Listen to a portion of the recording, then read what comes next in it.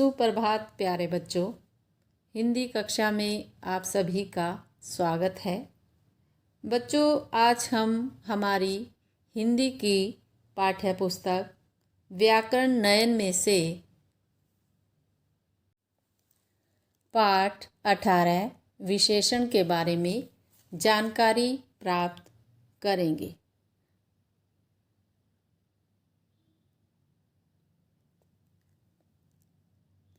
बच्चों, सबसे पहले हम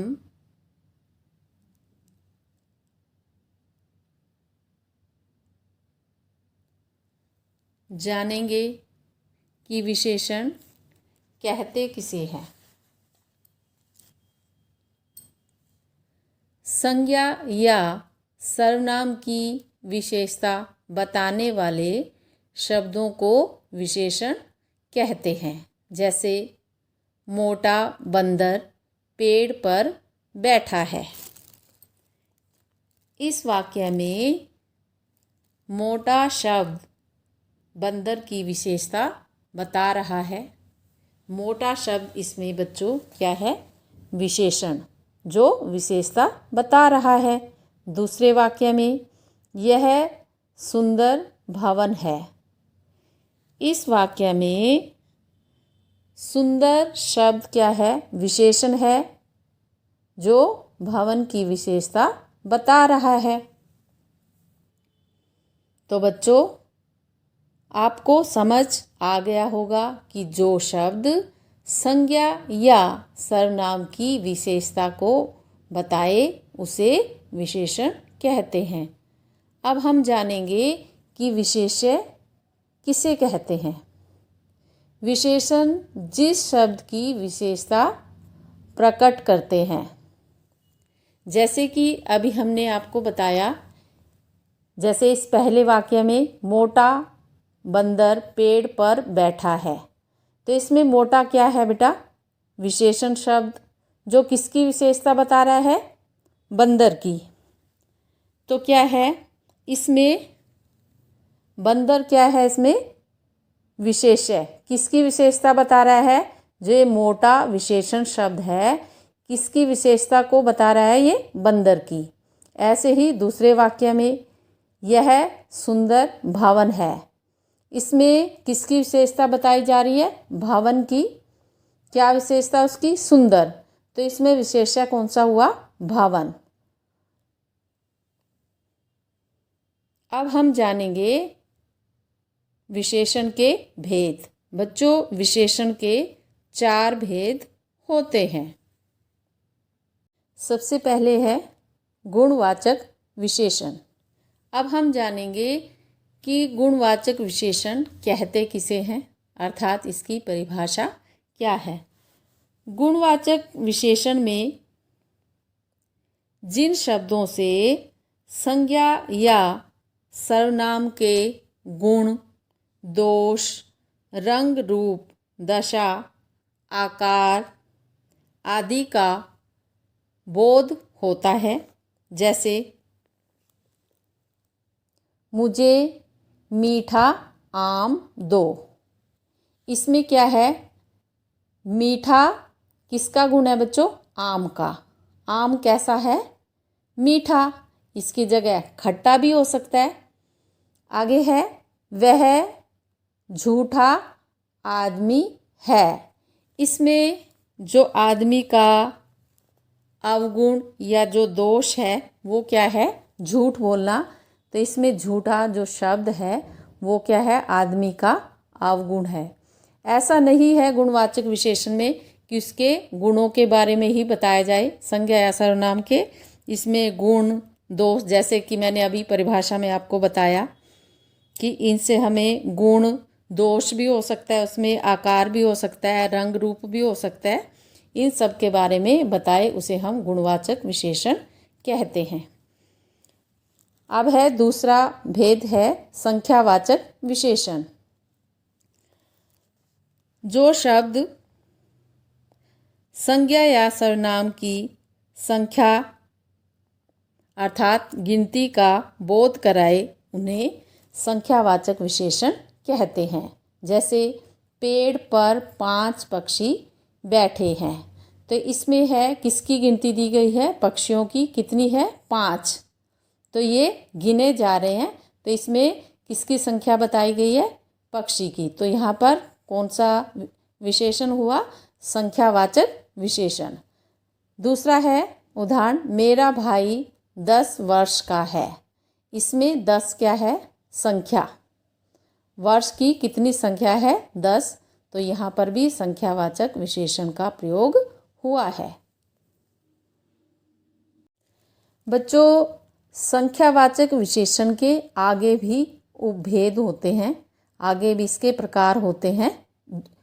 दो प्रकार के होते हैं संख्यावाचक विशेषण। सबसे पहले है निश्चित संख्यावाचक विशेषण, जैसे कि इनके अर्थ में ही इनकी परिभाषा छिपी हुई है।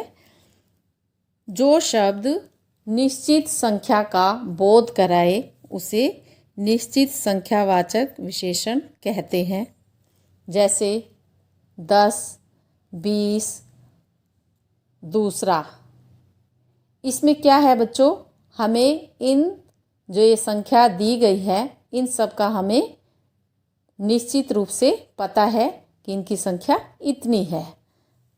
अब है दूसरा उपभेद, अनिश्चित संख्यावाचक विशेषण। अनिश्चित संख्यावाचक विशेषण में जिस विशेषण से विशेष्य की निश्चित संख्या का बोध न हो, विशेष्य शब्द मैंने आपको पहले भी बताया था, जिसकी विशेषता बताई जाए वो होता है विशेष्य। जिस विशेषण से विशेषण की निश्चित संख्या का बोध न हो उसे अनिश्चित संख्यावाचक विशेषण कहते हैं। जैसे कुछ, कम, अधिक। इसमें क्या है, हमें पूरी तरह निश्चय नहीं है कि यह वस्तु कितनी है। ऐसे ही कम में भी और अधिक में भी हम इसका अंदाज़ा ही लगा सकते हैं। तो हमें इसमें निश्चय नहीं है संख्या का, इस कारण से इनमें अनिश्चित संख्यावाचक का प्रयोग हुआ है। अब आगे है परिमाणवाचक विशेषण।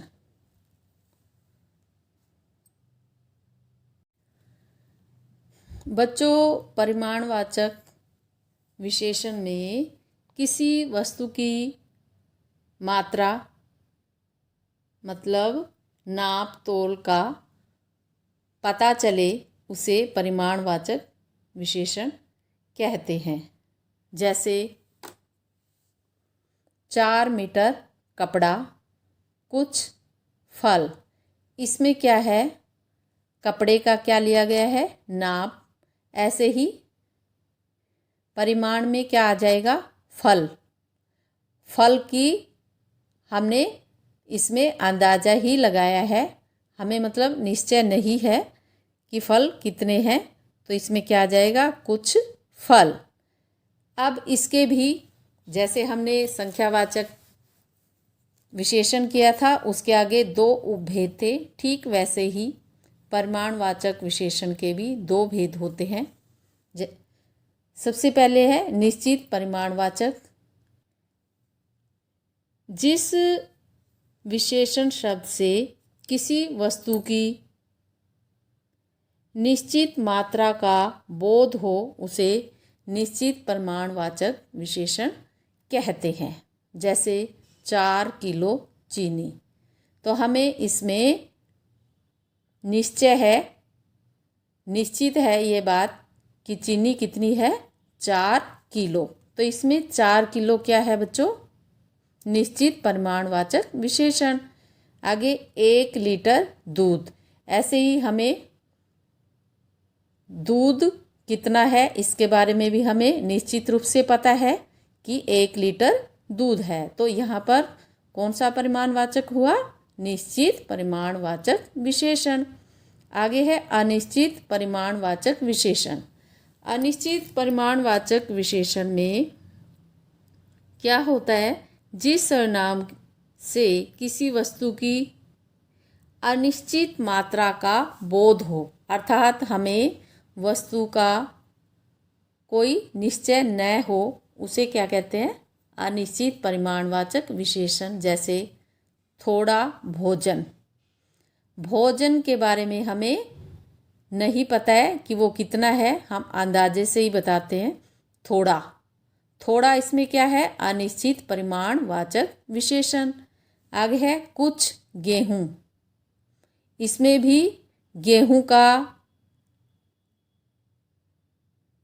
गेहूं के साथ जो है कुछ शब्द का प्रयोग किसको दर्शाता है? अनिश्चित परिमाणवाचक विशेषण, अर्थात हमें यह निश्चित नहीं है कि गेहूं कितनी है, अंदाजे से ही हम बता रहे हैं कि कुछ गेहूं। तो इस कारण से यहाँ पर अनिश्चित परिमाणवाचक विशेषण का प्रयोग हुआ है। बच्चों, अब हम जानेंगे संकेतवाचक या सार्वनामिक विशेषण कहते किसे हैं। वे सर्वनाम जो संज्ञा के पहले आकर संज्ञा की ओर संकेत करते हुए विशेषण के रूप में प्रयोग होते हैं, उसे संकेतवाचक या सार्वनामिक विशेषण कहते हैं। जैसे वह लड़की इधर आ रही है, दूसरे वाक्य में यह पुस्तक मेरी है। तो बच्चों, इन वाक्यों में वह और यह सर्वनाम शब्द होते हुए भी लड़की तथा पुस्तक संज्ञा शब्दों से पहले आकर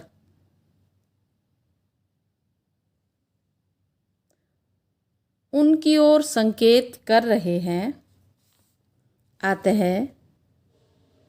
ये शब्द विशेषण है। तो बच्चों, आपको समझ आ गया होगा कि जो सर्वनाम शब्द संज्ञा से पहले आकर उनकी विशेषता बताते हैं, तो वो क्या हो जाते हैं? विशेषण में परिवर्तित हो जाते हैं। जैसे यहाँ पर ये दिखाया गया आपको, वह, यह। वैसे तो ये सर्वनाम है, परंतु ये संज्ञा से पहले आकर विशेषता बता रहे हैं। जैसे वह किसकी विशेषता बता रहा है? लड़की की, और यह पुस्तक की। तो इन दोनों वाक्य में संकेतवाचक या सार्वनामिक विशेषण का प्रयोग हुआ है। बच्चों, अब हम करेंगे विशेषणों की अवस्थाएं। दो या दो से अधिक व्यक्तियों या वस्तुओं की तुलना उनके परस्पर गुण दोषों के आधार पर की जाती है। इस तुलना की 3 अवस्थाएं मानी गई हैं। पहली है मूलावस्था। इसमें तुलना नहीं होती है, केवल एक ही व्यक्ति या वस्तु की विशेषता बताई जाती है। जैसे सीता सुंदर लड़की है। कहने का भाव यह है कि जो सीता है उसकी तुलना किसी से नहीं की गई है। दूसरा है उत्तरावस्था। इस अवस्था में 2 व्यक्तियों या वस्तुओं के गुण दोषों की तुलना की जाती है, अर्थात एक व्यक्ति की दूसरे व्यक्ति से या एक वस्तु की दूसरी वस्तु से तुलना की जाती है। जैसे सीता गीता से अधिक सुंदर है। तो इसमें क्या है? सीता की तुलना किससे की गई है? गीता से, कि वो जो सीता है वो गीता से अधिक सुंदर है, अर्थात एक ही व्यक्ति की एक व्यक्ति से तुलना की गई है। आगे है उत्तमावस्था। उत्तमावस्था क्या होती है? उत्तम क्या होता है? सबसे अच्छा, सर्वश्रेष्ठ। इस अवस्था में किसी व्यक्ति या वस्तु की विशेषता को अन्य सभी से अधिक या न्यून बताया जाता है। न्यून होता है बच्चों छोटा, अधिक होता है ज़्यादा। जैसे सीता सबसे सुंदर लड़की है। इसमें क्या है? सीता को 2 से अधिक व्यक्तियों से अधिक सुंदर बताया गया है, तो इसलिए यहाँ पर उत्तमावस्था है। तो बच्चों आपको अच्छे से समझ आ गया होगा।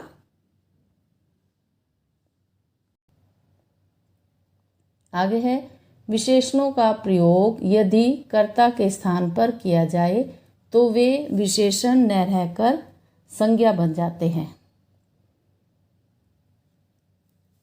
कर्ता होता है बच्चों काम को करने वाला, ठीक है। अगर विशेषणों का प्रयोग कर्ता की जगह किया जाए तो वो किसका रूप ले लेते हैं बच्चों? संज्ञा का।